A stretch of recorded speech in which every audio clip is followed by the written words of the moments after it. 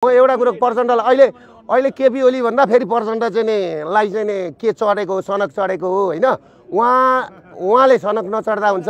म उहाँलाई एउटा कुरा के भन्छु भने नि तपाईको नजिक बसेर काम गरेको मान्छे हो म हैन। तपाईले लाई एउटा कुरो के भन्छु भने 17,500 को रगतले लतपतिएको जनयुद्धको सम्पत्ति कहाँ लगेर हाल्नुभयो तपाईले। एउटा कुरो 50,000 मान्छे आज घाइते छन्, त्यसको हिसाब किताब कसले गर्ने। खरबौंका सम्पत्ति बमबार्डिङले उडाउनु भयो तपाईले त्यतिखेर। तपाईले आज आएर तपाईले जुन कुरा भन्दै हुनुहुन्छ नि तपाईले दुबईमा लगेको तपाईको छोराले लगेर 2600 करोड रुपैयाँ पैसाको हिसाब किताब कसले दिने कसले दिने। तपाईले स्विजरल्यान्डमा घर किनेको छ, कुन पैसाले किन्नुभयो। अमेरिकामा घर किन्नु भएको छ, कुन पैसाले किन्नुभयो। नातिनीहरुका बिहा तपाईको चाहिँ नि 5 स्टार होटलमा गर्नुभयो। हिजो साधारण बिहा गर्दाखेरि भाटे कारबाही गर्ने तपाई अरूलाई रक्सी खायो भनेर तपाईको चाहिँ भाटे कारबाही गर्ने। आज तपाईका घरमा गएर अहिले खोलेर निकाल्नु पनि 1 करोडका रक्सी छन्। तपाई हामीलाई सिकाउने तपाईले आफ्नो छोराको हत्याको पत्ता लाउनु भयो।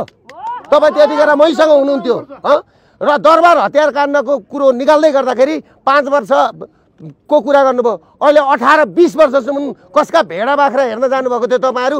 किन के हेरेर बस्नु भएको थियो। अनि अहिले आएर तपाई है र पश्चिमाहरुको मेन डिजाइनमा है कनकमुनिहरुको डिजाइनमा पर्जल शमशेरको डिजाइनमा तपाईहरुकै डिजाइनमा तपाईको राज दरबारको वंशनाश गरियो।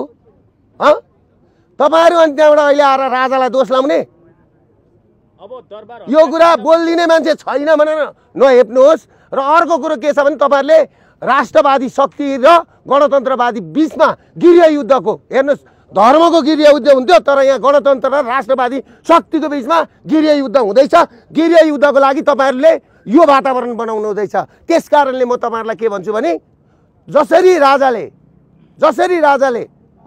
सत्ता छोड्नुभयो नि रक्तपात बिन सत्ता छोड्नुभयो। सेना पुलिस आफ्नो हातमा हुँदाहुँदै र तपाईहरुलाई म एउटा कुरा के भन्छु भने एकजना योगी आदित्यनाथको फोटो देख्दा हिन्दूवादी नेताको फोटो सडकमा देख्दा तपाईहरुले त्यत्रो उचाल्नु भयो हैन।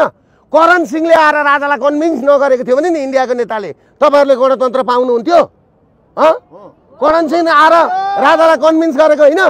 अनि तपाईहरु माओका फोटा राख्ने स्टालिनका फोटा राखेर दारु खाने।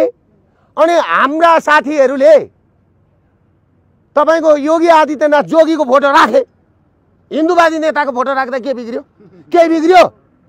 म त योगीसँग भेट भयो भने फोटो खिचेर फेसबुकमा हाल्ने हो। योगीले नरेन्द्र मोदीले यो व्यवस्था गर्नलाई साथ दिनुपर्छ, हामीलाई साथ दिनुपर्छ। म त्यहाँका प्रधानमन्त्री र मुख्यमन्त्रीलाई के भन्छु भने तपाईहरुले यो यहाँ इन्डियन मिडियासम्म पनि पुर्याइदिनु होला। यो व्यवस्था परिवर्तन गर्नु भएन भने तपाईहरुको देश 5वटा टुक्रा हुँदैछ। 5वटा टुक्रा हुँदैछ। किनभने नि युरोपियन युनियनको र युएसआइडी को फन्डिङमा यहाँ राज संस्था सिद्ध्याउने काम भयो, हिन्दू सिद्ध्याउने काम भयो र क्रिस्चियनिटी बढाउने काम भयो। क्रिस्चियनहरुको इपी सेन्टर बन्यो यो देश। यसको कारणले आज मणिपुरमा आगो लागेको छ। मणिपुर छुट्टिँदैछ क्रिस्चियनहरुको राज्य बनाउनलाई। र अर्को डिजाइन के छ, यो पहाडी भूभाग सिक्किम हुँदै मणिपुरसम्म चाहिँ क्रिस्चियन राज्य बनाउने यिनीहरूको ठुलो ग्रान्ड डिजाइन थियो। ग्रान्ड डिजाइन त्यो अहिले असफल बनाउनको लागि तपाईको भारतले यिनीहरूलाई खुलेआम बनाउन भारतले हामीलाई यो व्यवस्था परिवर्तन गरेर साथ दिनुपर्छ।